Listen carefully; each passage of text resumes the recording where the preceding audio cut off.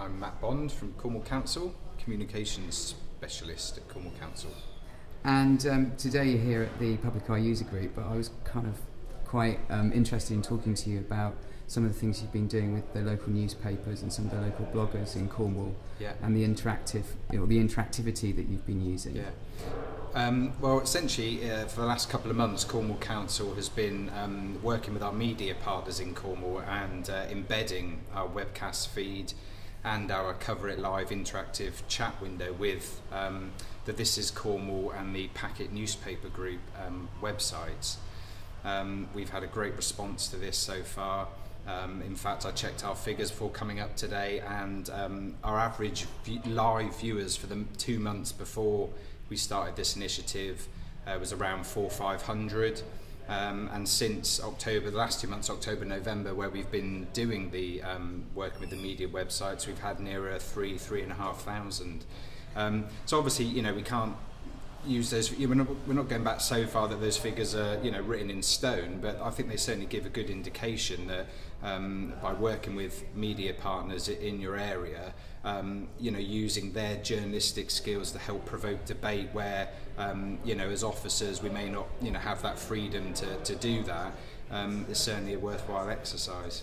And how did it come about? How did you manage to explain? Basically, you've got an embedded player, an embedded webcast player in their website, and they've also got a Cover It Live chat session going on as well. Exactly. So essentially, what we do, each time we have a meeting, you know, a couple of days beforehand, we'll send them the embed codes for both the Cover It Live chat and the player window as well.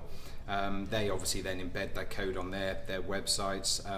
The This Is Cornwall network have been particularly useful in the sense that they also flag up the webcast on their homepage. So, you know, they are, I think, if not the most popular website in Cornwall. So, you know, tens of thousands of people each day will be logging on there, seeing that the webcast is coming on, and then obviously it seems like, looking at the figures, that they're choosing to follow that through and actually watch the webcast and take part in the chat as well. And that Cover It Live, is that the one that you control? Or is that the Cover It Live, we still moderate the comments that can come through, but what the This Is Cornwall journalists tend to be doing, and their digital editor tends to be doing, is logging on as herself and stimulating a bit of debate. So, you know, a particular planning application, for example, you know, that they've got the freedom to, you know, put out to the viewers, you know, what do you think of this? You know, should this go ahead? Should this not? What do you think of that last comment? And also they can, you know, also use their journalistic skills to just help to keep the debate going in layman's terms as well. You know, which, you know, obviously some communications department may not have access to those kind of skills. Is it something that you'd recommend to other councils? I mean, what would you say to other councils about this experiment? I would say that it's extremely worthwhile doing it. I would say it's extremely worthwhile working with local media partners. Not only does it help to bridge, you know, links between yourselves and the media partners, they're helping by driving traffic to your webcast, and you're obviously helping by driving traffic to their website. And also, I think the links between, you know, the local council and the media partners, you know, the appearance that they're working together in that way is obviously beneficial for both parties, and particularly for local government. I guess some people might be a little bit concerned about having a local newspaper contributing in that kind of direct way to something that a council's doing. How have you managed that situation? I don't see there being a conflict. I think that they would be using their objective, you know, professional skills to inform their viewers and per se their readers of the debate and what's going on. I think you know, everybody watching the webcast can obviously see what's going on, and they can choose to make of the decisions and the debate whatever they like. But I think having a journalist there to help stimulate conversation and debate is only beneficial for the democratic process, really, ultimately. And how have you found the use of the interactive functions, or that kind of interactivity generally?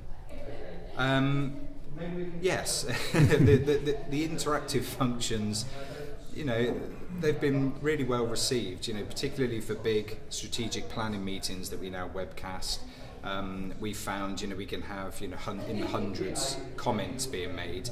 I think in all honesty that most of those comments are normally between a select band of people who are logging on and, you know, having conversations with themselves or with each other.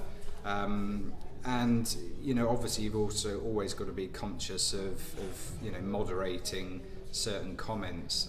We actually have the Twitter feed running alongside our Cover It Live window, and we've had to put something on our website, basically, you know, a bit of some guidelines saying that, you know, comments that are made on Twitter, which obviously we've got no moderation control over, will not necessarily be copied over into the Cover It Live window as well, because a couple of months back we actually had some people commenting saying that we were restricting and moderating Twitter. I don't know how they came to that conclusion, but obviously we've got no control to do that.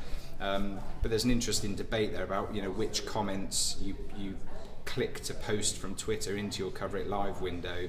You know, so basically the guidelines we've set ourselves is that as long as the comments are constructive and actually contribute towards that particular debate, then we will send those comments through.